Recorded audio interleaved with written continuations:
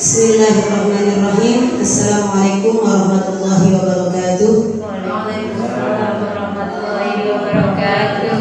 Yang terhormat Ibu Kepala Madrasah MI An-Nur dan yang terhormat Bapak Ibu Audien Seminar Penelitian Pendidikan Kelas ETK dan yang terhormat Bapak narasumber kita yaitu Bapak Ahmad bin Khatib SPD. Alhamdulillah wa syukurillah ala nikmatillah la haula wala quwwata illa billah. Puji syukur kehadirat Allah Subhanahu wa taala yang mana pada hari ini kita semua masih diberi kesehatan sehingga bisa menghadiri adanya seminar penelitian tindakan keras. Semoga ilmu yang akan kita dapat hari ini mendapatkan ilmu yang manfaat maslahat di dunia dan akhirat. Amin. Yang kedua kalinya salam serta salam tetap kita curahkan kepada beliau Rasulullah sallallahu alaihi wasallam. Dikaulinya Allahumma shalli wa barik ala sayyidina Muhammad wa ala ali sayyidina Muhammad. Langsung saja pada seminar hari ini kita akan membahas tentang meningkatkan hasil belajar siswa melalui model pembelajaran Islafi, yaitu somatis, auditory, visual, dan intelektual. Pada tema lingkungan sahabat kita, subtema manusia dan lingkungan kelas 5 MI An-Nur, Kementerian Pajak Nganjuk tahun pelajaran 2019-2020. Untuk lebih jelasnya, materi seminar hari ini akan langsung disampaikan oleh Bapak Ahmad Burhan Matib. Kepada Bapak Ahmad Burhan Matib SPD, waktu dan tempat kami persilakan. Assalamualaikum warahmatullahi wabarakatuh. Waalaikumsalam warahmatullahi wabarakatuh. Hamdan wa syukran lillah amma ba'd. Alhamdulillah, terima kasih Ibu Hani Buzaya, Sarjana Pendidikan Islam selaku moderator yang telah memberikan waktu dan kesempatan kepada saya. Tentunya juga kami ucapkan terima kasih Ibu Binti Roisatin, Sarjana Pendidikan selaku ketua panitia yang sudah memberikan fasilitas kepada saya secara pribadi dan juga Ibu Kepala Madrasah Bu Siti Jenab SPDI yang selalu membimbing kami semuanya dalam meningkatkan profesionalitas sebagai seorang pendidik, serta Bapak Ibu guru semuanya yang sangat kami hormati. Langsung saja pada hari ini, yaitu tanggal 24 Juli 2020, saya Ahmad Burhan Matib, Sarjana Pendidikan, akan mempresentasikan, menyeminarkan penelitian tindakan kelas yang telah saya lakukan. Next.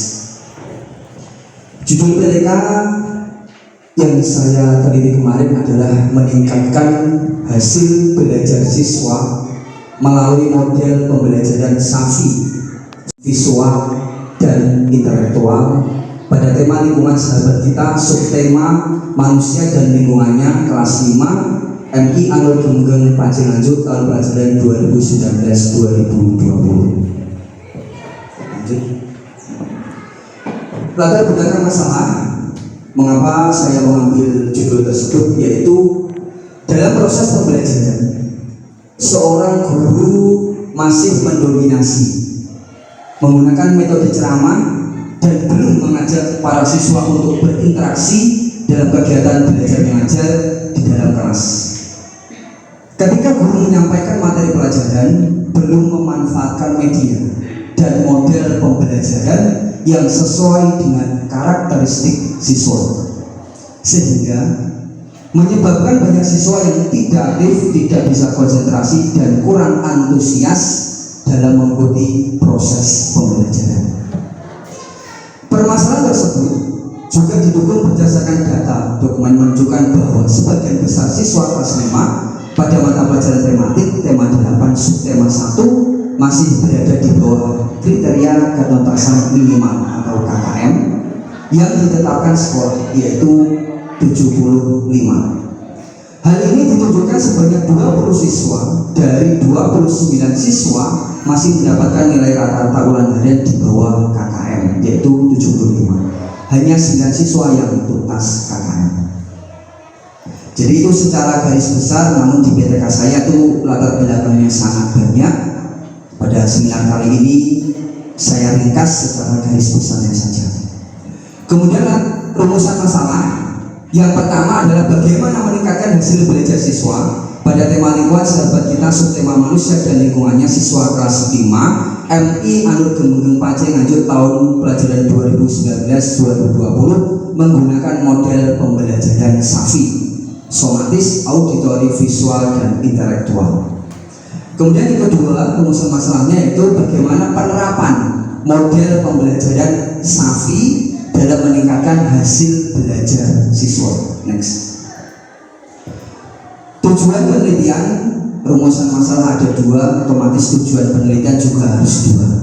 Yang pertama adalah untuk meningkatkan hasil belajar siswa melalui model pembelajaran SAFI, dan yang kemudian yang kedua untuk mengetahui penerapan model pembelajaran SAFI, somatis, auditori, visual, dan intelektual. Nah, pada kajian pustaka saya membedah dan membahas 4 aspek penting, yaitu yang pertama terkait proses pembelajaran. Di anak-anak, bagaimana anak itu belajar beserta prosesnya, bukan hanya hasilnya tapi prosesnya itu tentunya jauh lebih penting. Jadi kita sebagai guru harus mengawal proses pembelajaran anak-anak, harus kita pantau dalam kegiatan belajar mengajar. Itu yang pertama.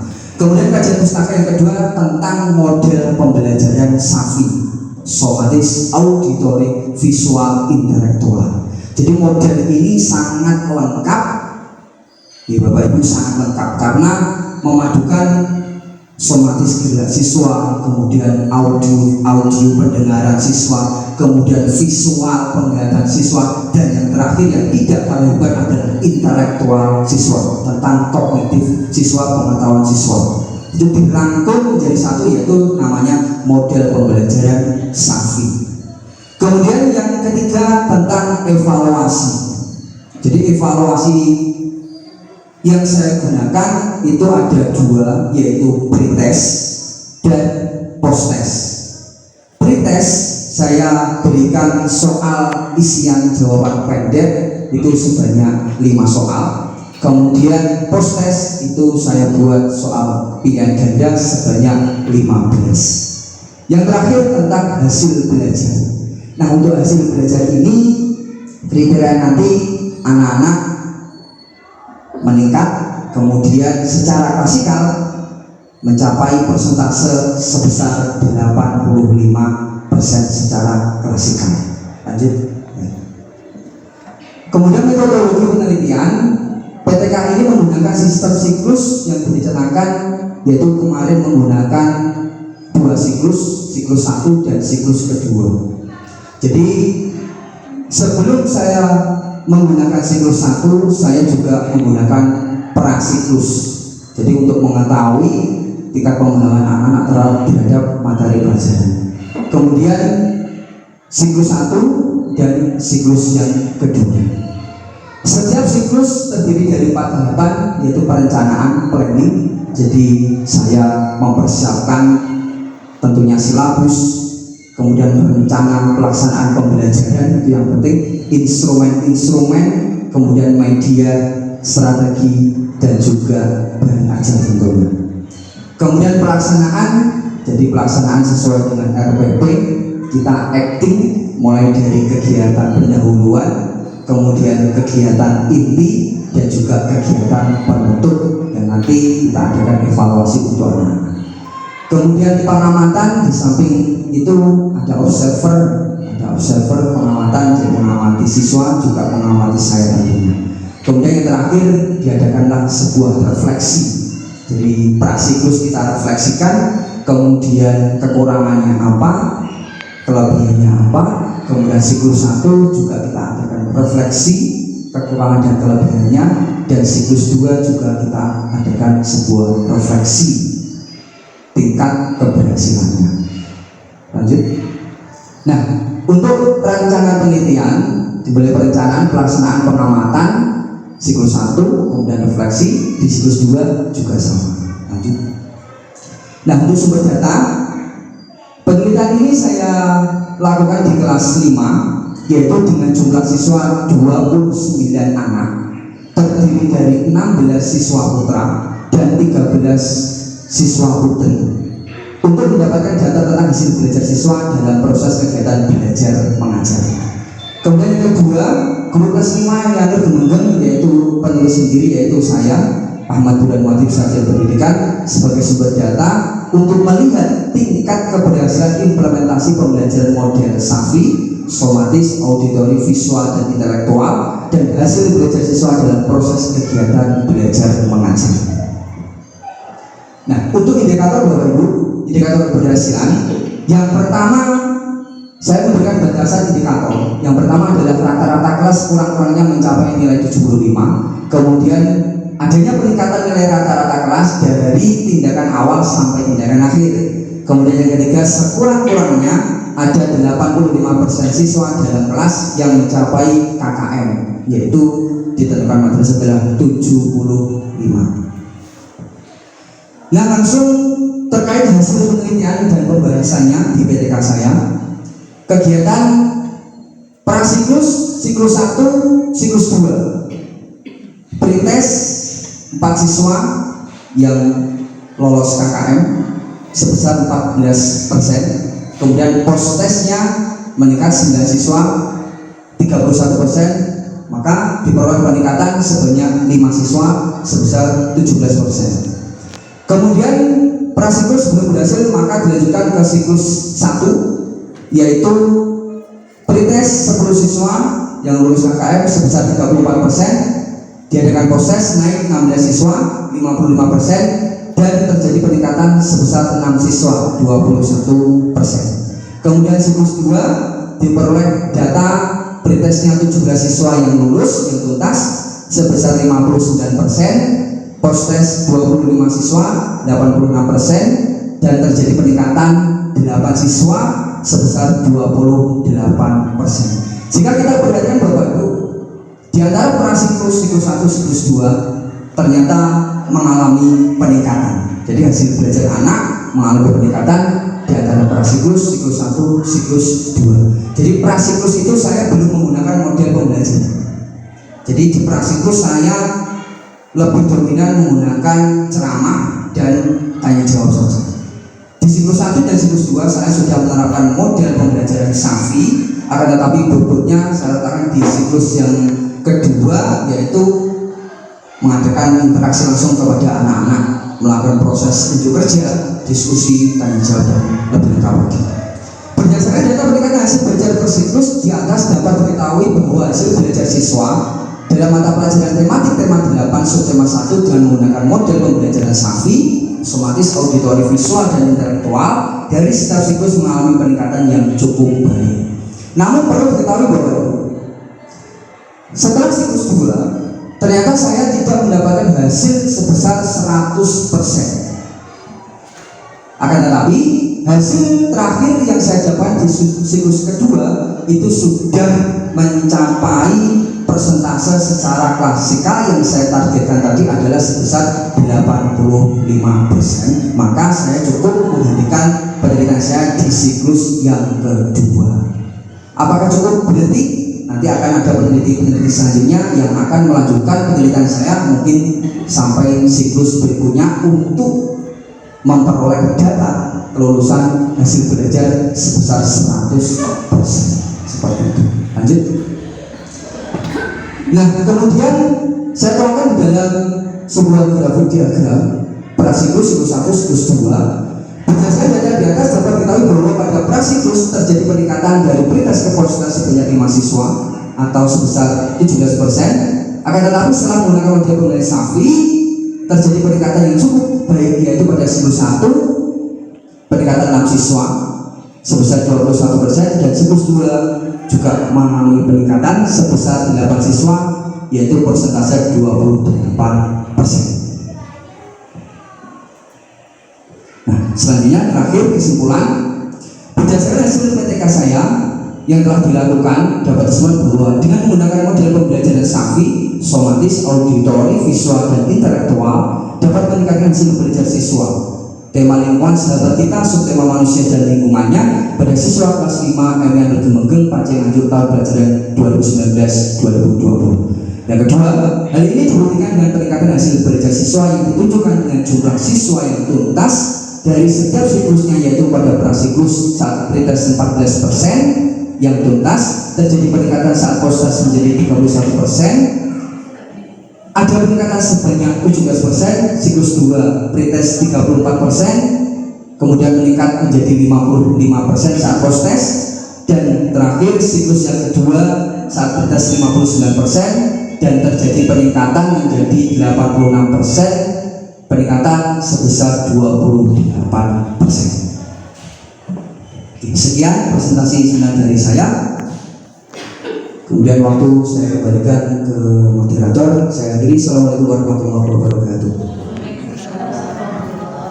Terima kasih kepada Bapak Ahmad Burhanuddin, Sarjana Pendidikan, yang telah memberikan atau memaparkan materi seminar hari ini. Baiklah, para audien, mungkin dari paparan yang tadi sudah disampaikan oleh pemateri, mungkin dari di antara dari audien yang mungkin bertanya, kami persilakan. Ya, silakan.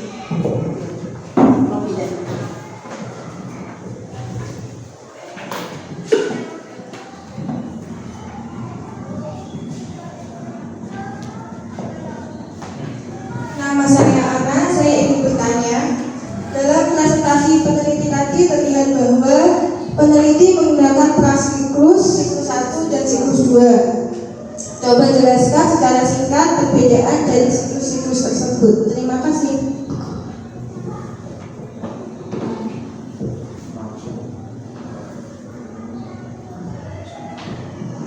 Terima kasih. Pertanyaan pertama adalah apa perbedaan dari hasil penelitian mulai dari siklus pertama dan siklus kedua? Silakan Bapak menyampaikan. Terima kasih. Saya sampaikan Ibu Riana, Sarjana Pendidikan. Tadi yang ditanyakan adalah perbedaan dari prasiklus, kemudian siklus 1 dan siklus yang kedua. Jadi perbedaannya ibarat sebuah dokter. Dokter itu saya ibaratkan dulu, sebuah dokter itu kan kalau ada pasien datang ditanya dulu. Jadi kita sebelum melaksanakan penelitian itu ada permasalahan. Jadi PTK itu adalah penelitian di dalam kelas yang dilaksanakan oleh guru di dalam kelasnya masing-masing. Maka apabila dalam proses pembelajaran itu timbul permasalahan, maka seharusnya dilakukan penelitian di dalam kelas untuk mencari solusi permasalahan yang terjadi seperti itu. Nah, dalam penelitian saya menggunakan prasiklus. Prasiklus itu dalam RPP saya belum menerapkan model pembelajaran apapun. Model pembelajaran apapun. Jadi di dalam prasiklus tersebut saya lebih dominan menggunakan model ceramah. Model ceramah saja. Artinya saya masuk mengajar anak-anak menulis, menjelaskan sampai akhir seperti itu. Jadi yang aktif itu teacher center, yang aktif gurunya, bukan student center. Seperti itu. Itu belum saya beri perlakuan. Kemudian masuk siklus yang pertama itu baru saya beri perlakuan dan tindakan. Apa tindakannya? Saya menggunakan model pembelajaran SAFI, somatis, auditori, visual, dan intelektual. Nah, kemudian ternyata pada hasil siklus pertama masih belum maksimal karena anak-anak merasa heran dan mungkin kaget, ini bagaimana kok berat, cara ngajarnya kok berubah dari kemarin. Seperti itu. Maka anak-anak belum begitu siap dalam menerima model pembelajaran yang saya ajarkan. Nah, maka terlihat dari hasil belajar anak-anak begitu saya lakukan pretest dan posttest tentunya belum mencapai klasikal sebesar 85%. Maka saya review, saya refleksi apa yang kurang, dan akan saya berbagi pada siklus berikutnya, yaitu pada siklus yang kedua. Pada siklus yang kedua lebih maksimal lagi dalam saya menerapkan model SAFI. Saya lebih menerapkan mengajak anak-anak untuk saling berinteraksi, mengungkapkan pendapatnya, berkonsentrasi, tanya jawab, kemudian unjuk kerja, diskusi, dan masih banyak lainnya. Tentunya alhamdulillah pada siklus yang kedua hasil belajar anak-anak sudah melampaui target, yaitu Pascal 85%. Namun belum bisa 100%. Demikian jawaban dari saya. Terima kasih. Jadi perbedaan dari siklus 1 dan 2 tadi, adanya siklus 1 tadi ketika penerapan pembelajaran SAFI diberikan di siklus pertama, karena anak-anak itu masih masa awal, jadi masih adaptasi terhadap metode, jadi hasilnya masih belum maksimal. Akhirnya disempurnakan dengan siklus kedua yang hasilnya menjadi maksimal, yaitu 28%. Ya, Pak. Terima kasih. Selanjutnya mungkin ada yang tanya lagi? Ya, silakan.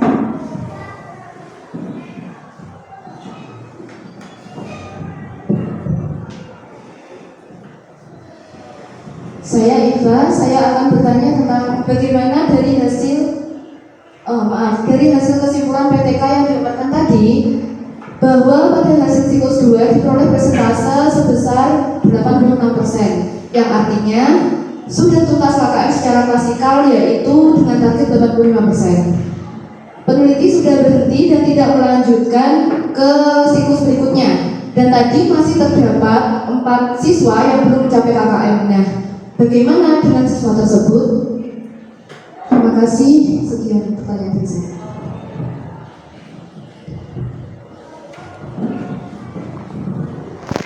Terima kasih Bu Iva. Yaitu pertanyaannya, inti dari pertanyaannya adalah, walaupun di siklus kedua sudah melebihi target, yaitu sudah mencapai 86%, namun ada 4 siswa yang masih belum mencapai target. Karena itu bagaimana kelanjutan dari pembelajaran menggunakan metode SAFI ini? Monggo Pak. Tentu sih kok togan, monggo minuman snacknya diwujud di dalam, biar tidak tegang. Ya, betul. Terima kasih pertanyaan cermat tadi, mencermati Bu Ani dari paparan saya dari Bu Siti Makrifat, sarjana pendidikan. Tadi yang ditanyakan adalah dari hasil siklus yang kedua hasil PTK saya adalah masih terdapat 4 siswa atau 4 anak yang belum bisa mencapai KKM seperti itu. Nah, jadi dari penelitian saya sebenarnya 4 siswa ini dari prasiklus, kemudian siklus 1, siklus 2, mereka mengalami peningkatan nilai atau hasil belajar anak itu mengalami peningkatan. Akan tetapi memang dari hasil siklus kedua ternyata mereka belum mampu juga mencapai KKM. Kemungkinan itu memang 4 anak ini masuk ke dalam kriteria anak-anak yang perlu mendapatkan perhatian dan pendampingan khusus dari guru. Jadi kalau kita memaksakan untuk mendapatkan 100% itu rasanya kok sulit, karena memang dari 4 anak ini kita harus nanti melaksanakan bimbingan khusus, pendampingan khusus. Jadi yang sudah lulus banyak, kita tidak mungkin kembali lagi untuk istilahnya membantu 4 anak tadi. Artinya 4 anak nanti akan diadakan pendampingan khusus. Jadi mungkin di luar jam pelajaran. Jadi kita belum tahu penyebabnya, karena mungkin memang kemampuan anak segitu, kecerdasan anak segitu, atau mungkin juga punya permasalahan di rumahnya atau di lingkungannya, itu nanti perlu kajian lebih lanjut dan perlu tindak lanjut yang lebih dalam. Itu jawaban dari saya. Terima kasih. Terima kasih. Jadi intinya dari 4 siswa tadi yang masih belum mencapai target, nanti akan diadakan pembimbingan secara khusus. Mungkin dari situ anak tersebut memang ada kekurangan yang dimana kekurangan tersebut tidak bisa disamakan dengan siswa yang lain. Oleh karena itu perlu adanya pendampingan tersendiri. Oke, selanjutnya sebelum kita ke penanya ketiga, terlebih dahulu mari kita untuk penyemangat kita pakai tepuk semangat dulu ya Pak ya, supaya agak tidak tegang karena tadi kayaknya tegang terus. Oke, ikuti saya. Silakan berdiri semuanya. Yuk, kita tepuk semangat.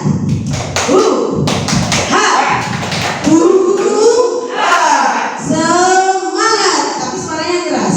Mohon maaf, maskernya dilepas dulu. Iya, biar suaranya kelihatan.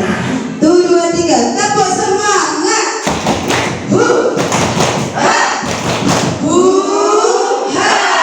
Semangat. Terima kasih, kembali duduk lagi. Oke, kita lanjut ke penanya ketiga. Silakan, mungkin ada. Oh iya.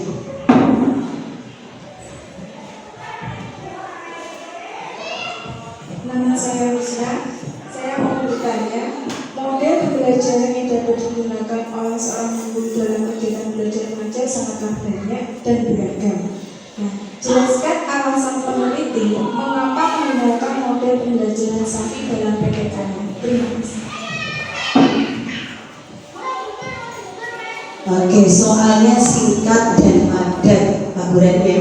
Jadi langsung ke inti, mengapa pemateri atau pembantu membuat metode pembelajaran Safi untuk penerapan pembelajaran di kelas 5. Silakan Pak Buran. Terima kasih sudah memberikan ice breaking, namanya ice breaking. Terima kasih Bu Usna. Jadi pertanyaannya sangat bagus. Mengapa saya menggunakan model pembelajaran Safi? Bahkan model-model pembelajaran saat ini itu sangat banyak. Ada model Jigsaw, TGT, kemudian Discover Learning, Project Based Learning, Problem Based Learning, dan masih banyak model-model pembelajaran yang lainnya. Nah, jadi kalau kemarin saya mencari sebuah referensi, nah, sebuah referensi itu banyak sudah penelitian dari teman-teman atau guru-guru yang lain itu menggunakan model-model yang sudah pernah dilaksanakan itu banyak. Tetapi model Safi ini masih sedikit. Nah, maka saya tertarik untuk menggunakan model Safi.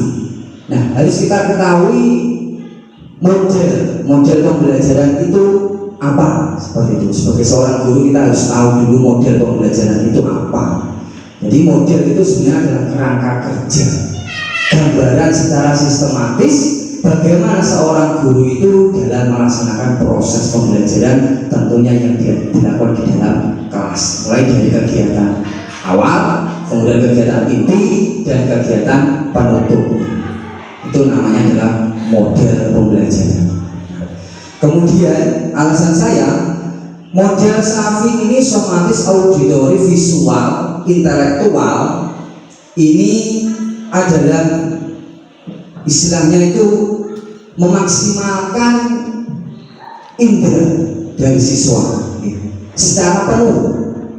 Jadi kalau kita amati tidak hanya penglihatan anak, ada juga pendengaran, juga gerak anak, semuanya itu tercakup dalam model pembelajaran Safi. Dan yang terakhir itu yang sangat luar biasa adalah menguji intelektual anak, jadi kecerdasan kognitifnya anak. Jadi yang kita nilai tidak hanya dari kognitifnya anak, tapi afektifnya, sikapnya, juga psikomotor, yaitu keterampilan anak itu sendiri.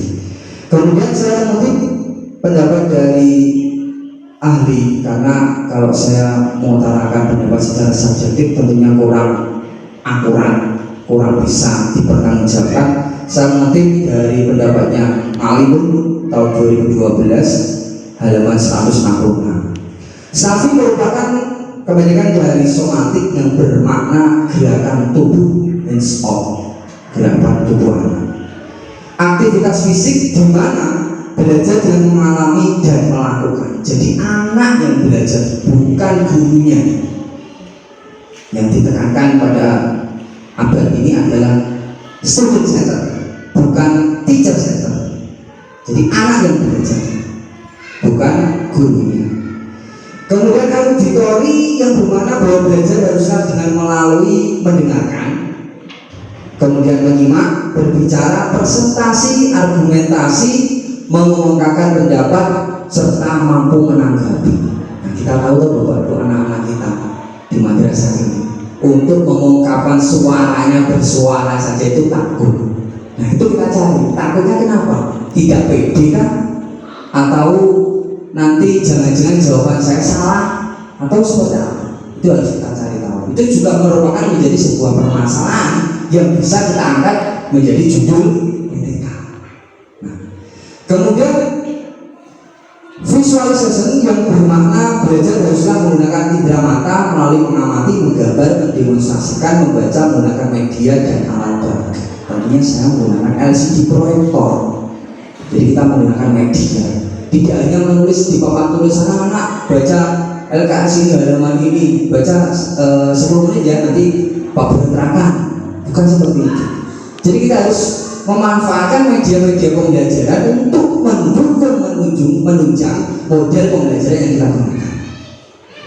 Jadi anak-anak biar belajar sendiri, menemukan pengalamannya, menemukan jawaban atas pertanyaan-pertanyaan yang sudah kita lakukan atau yang sudah kita sajikan melalui tayangan LCD proyektor. Itu yang paling penting pada abad saat ini. Itu tugas kita bersama. Kemudian yang terakhir adalah intelektual, bermakna bahwa belajar harus menggunakan kemampuan berpikir. Nah saat ini Bapak, kita dituntut untuk minimal C4. Oke. Jadi kalau kemarin masih C1, C2, C3 dalam taksonomi hidup. Jadi sekarang minimal itu adalah C4. Siswa mampu menganalisis sendiri, siswa belajar sendiri, menemukan pengalaman, menemukan jawaban atas apa yang dia ketahui. Bukan kita yang memberikan tahu, tapi anak-anak harus mencari tahu sendiri. Itulah tujuan pembelajaran saat ini adalah student center, siswa sebagai pusat dalam proses pembelajaran, bukan lagi guru. Itu yang harus kita lakukan secara perlahan. Memang itu sulit Bapak, karena kita sudah terbawa arus pembelajaran konvensional, istilahnya konvensional. Jadi begitu masuk ucap salam, kemudian anak-anak baca buku yang kasih ini, kemudian kita menulis di papan tulis, itu konvensional. Setelah menulis kita ceramah sampai dari awal sampai akhir, itu konvensional. Jadi pasti anak-anak kalau ditanya apa anak-anak kalau belajar dari ini, nah, seperti itu. Jadi itu harus kita lakukan. Anak-anak yang belajar sendiri, dia bertanya, dia diskusi dengan temannya, kita beri permasalahan. Kita tinggal memantau saja dalam proses pembelajaran. Jadi kita sebagai fasilitator, anak-anak yang belajar sendiri menemukan pengalaman pembelajaran. Nah, seperti itu. Jadi itu mungkin jawaban dari saya, Doni. Terima kasih. Oke, terima kasih Pak Burhan. Jadi intinya Pak Burhan Mati ini menyampaikan pembelajaran dengan metode SAFI itu karena ingin merubah paradigma. Selama ini kita sebagai guru mengajar itu hanya menggunakan metode konvensional atau hanya ceramah. Oleh karena itu, untuk memajukan sistem pembelajaran, Pak Burhan menggunakan metode baru yaitu SAFI tadi. Begitu ya? Saya pahami. Oke.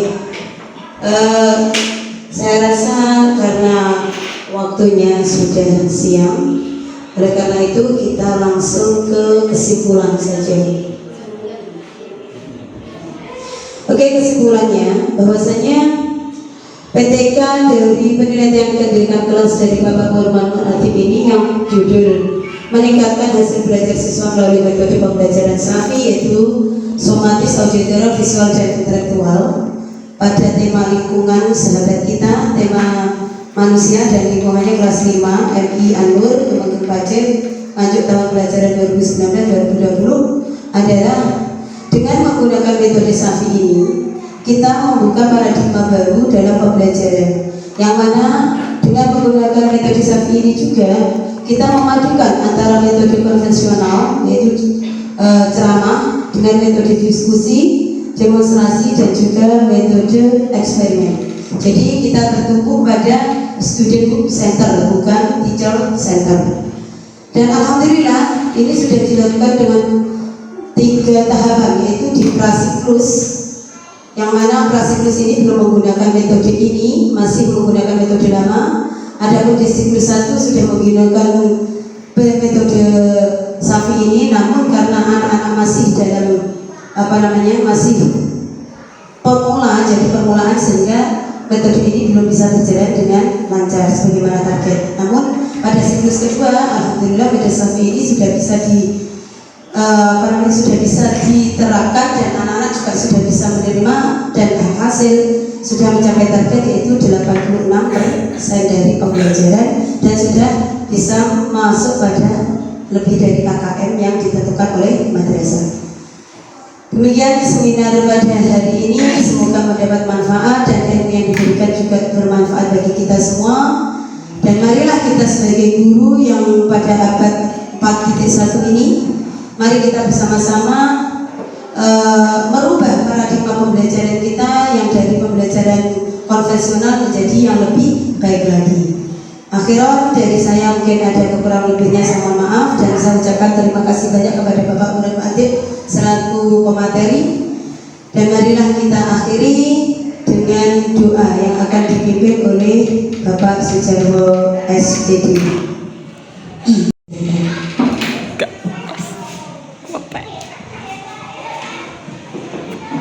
Assalamualaikum warahmatullahi wabarakatuh.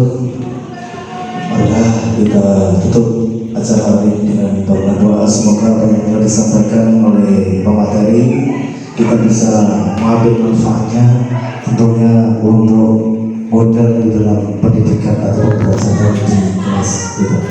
Al-Fatihah. Bismillahirrahmanirrahim.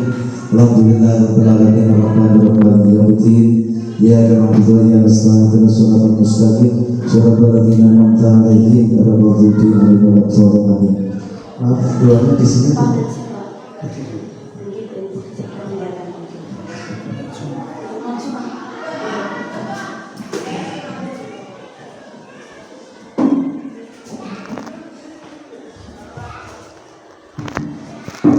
Allahumma shalli ala sayyidina Muhammadin wa ala ali sayyidina Muhammadin. Alhamdulillahi rabbil alamin, hamdan syakirin, hamdan na'imin, hatta yuwafi ni'amahu kafi mazida ya rabbana, lakal hamdu kama yanbaghi li jalali wajhika wa sultan. Allahumma shalli ala sayyidina Muhammadin wa ala ali sayyidina Muhammad. Sallallahu alaihi wa sallam min jami'i ahwali wa afan wa taqaddam lana min jami'i hajat wa tatahhirna min jami'i syai'in wa tarfa'una bihi 'ala darajat wa tubadilna masyaallah ya min jami'i khairi fil 'alami wa ta'tal ma'ad. Rabbana zalamna anfusana wa lam taghfir lana wa tarhamna lanakunanna minal khasirin. Rabbana la tuzigh qulubana ba'da idh hadaytana wa hab lana min ladunka rahmatan innaka antal wahhab. Waghfir lana wa walidayna warhamna kama rabbayana shighara. Allahumma rabbana atina min ladunka rahmatan wa hab lana min amrina rashada. Rabbana iftah bainana wa bain qawmina bil haqqi wa anta khairul fatihin. Rabbana arinal haqqa haqqan warzuqna ittiba'ah wa arinal batila batilan warzuqna ijtinaba. Syai'al haqq wa syai'al batil dan batil kanazza Allah. Allahumma shalina min afadid dunya wal akhirah bi rahmatika innaka ala kulli syai'in qadir. Rabbana atina fid dunya hasanatan wa fil akhirati hasanatan wa qina adzabannar wa adkhilna ayyuhal jannata mu'abara. Ya Allah ya Aziz ya Ghaffar ya Rabbal alamin. Subhana rabbika rabbil izzati amma yasifun wa salamun alal mursalin walhamdulillahi rabbil alamin. Al-Fatihah. Bismillahirrahmanirrahim. Alhamdulillahi rabbil alamin. Rahmanir rahim yaumiddin. Iyyaka na'budu wa nasta'in ihdinas siratal mustaqim siratal ladzina an'amta 'alaihim ghairil maghdubi 'alaihim waladdallin. Alhamdulillahi rabbil alamin. Wassalamualaikum warahmatullahi wabarakatuh. Terima kasih Bapak Sujarwo, Sarjana Pendidikan Agama. Baiklah Bapak Ibu, marilah sebelum kita tutup, di sini saya akan menyampaikan sedikit, yaitu penyemangat untuk kita semua. Kita guru madrasah hebat, bermartabat, berarti gurunya pun juga harus hebat. Semangat guru Indonesia, semangat. Terima kasih. Wassalamualaikum warahmatullahi wabarakatuh.